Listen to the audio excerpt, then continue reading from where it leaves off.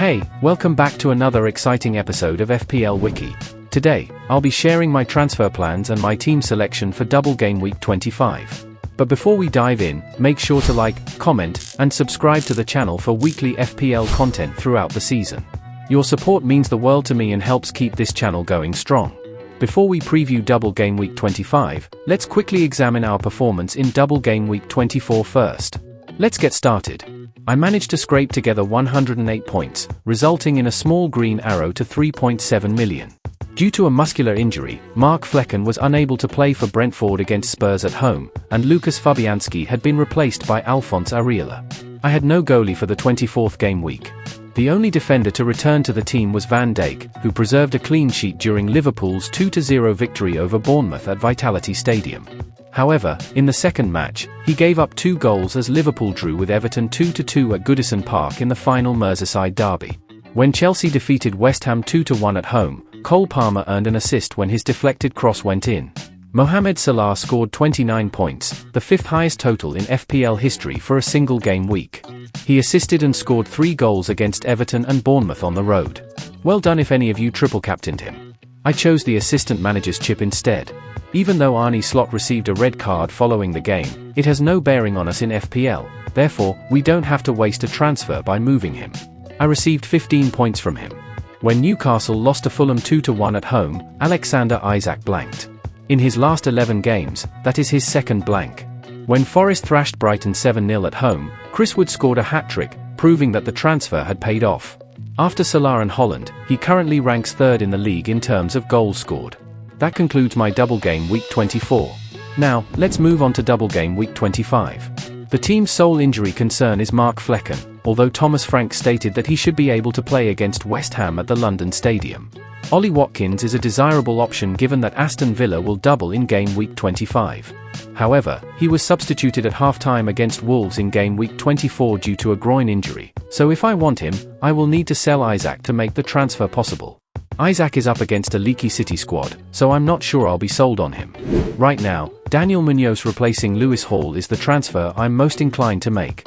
In the next 3 weeks, Lewis Hall will face a tough schedule that includes away games against Manchester City and Liverpool as well as a home matchup against an in-form Forest team.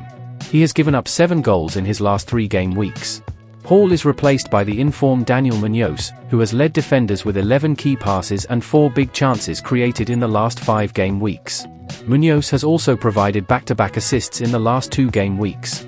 In addition, he has an estimated goal involvement of 1.5, which is 3rd among defenders, only surpassed by Gvardiol and Arnold.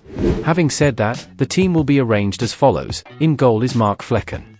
Thomas Frank stated that Flecken might return following the Spurs game, so let's hope for the best.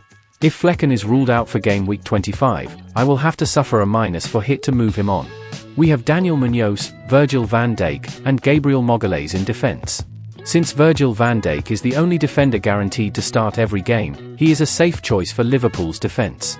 Liverpool will play 2 games this week against Aston Villa and Wolves. Wolves have scored 3 goals in 5 game weeks, putting them joint bottom with Leicester City, who will face Arsenal and Gabriel next. Brian Mbeumo, Mohamed Salah, Cole Palmer, Morgan Rogers, and Justin Kluivert are in the middle. Cole Palmer has scored 3 goals and supplied 1 assist in his last 9 game weeks, which is unacceptable given his price.